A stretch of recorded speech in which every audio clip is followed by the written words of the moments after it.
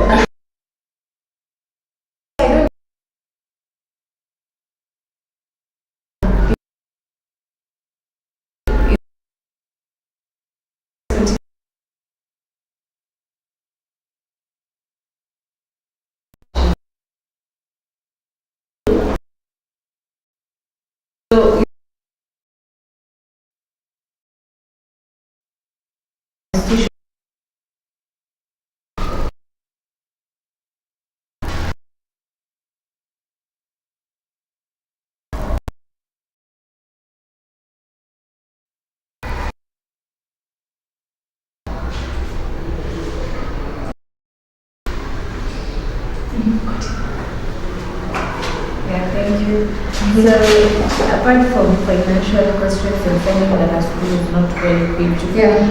I was explaining how you find students struggle so much with practicals because their school maybe was not well equipped, or maybe it was well equipped, but the people to show them how to use the tools were not there. So it's really important because journalism cannot be done just theoretically. Yeah, that's true. You need to know how to use your hands. Yeah. You need to know how, even if you say you only write news, you need to know how to hold the camera.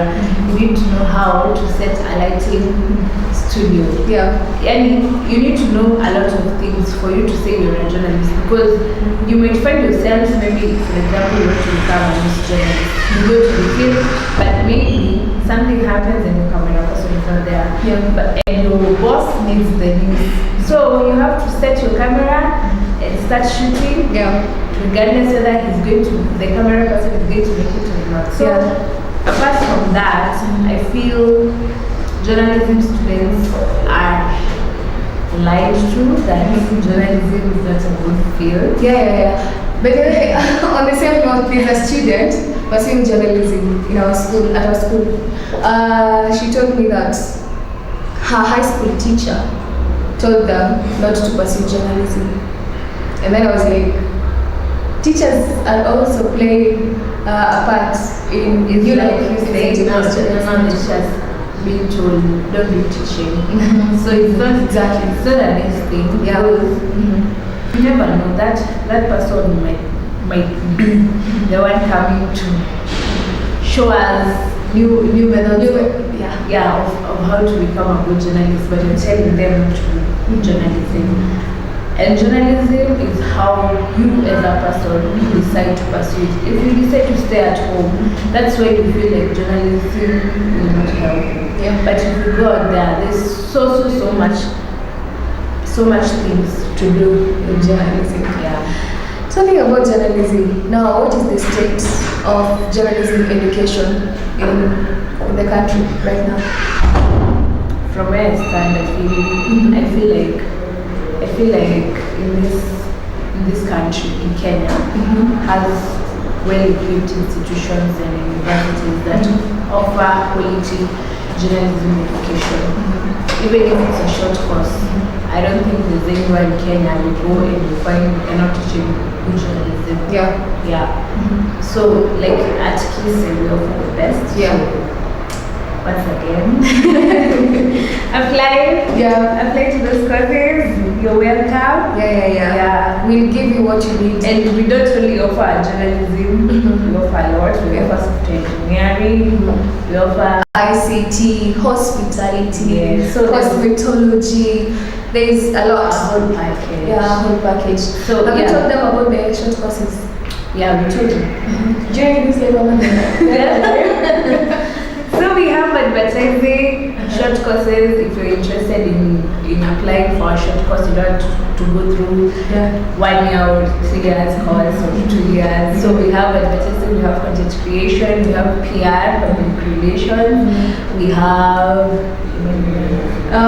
video editing, videography, and many others. Go to our social media, that is at KISE College, Kenya Institute of Software Engineering, and you'll see those offers lined up for you.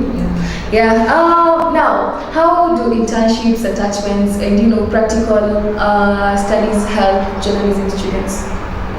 Let's begin by saying experience is the best teacher.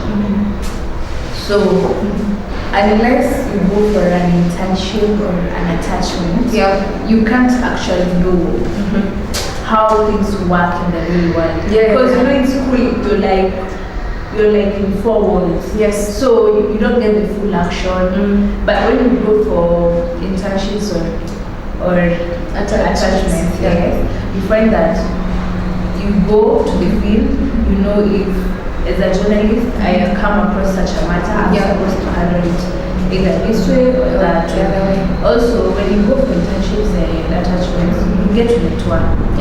So you get to find people that maybe they are going to be your possible employer, or you even find other people that you can come up and even form an organization. That's true. So internships comes a long way. So that's why you really see in school, Yeah. lecturers insist so much on students applying for attachments or internships. Yeah, and it's usually tested. No. It is. Yeah. It is tested. Yeah. Yeah. So it's tested. We've talked about a lot of things, in the journalism sector. So our intake is still ongoing, January, February. If you're there, you've heard what Madam has said. Don't listen to those people who tell you that journalism is flooded. It's all about how Your perception. how extra you're supposed And your perception. Yeah, any parting shots before we Just come to Kisii. Yeah. That's just that. Just come to Kisii. Yeah, this is the best college right now. Yeah. The fastest growing college in Kenya. Now that's the juncture for today. Thank you so much for joining us. I've been your host, Modoni Bichura. Till next time, it's a wrap.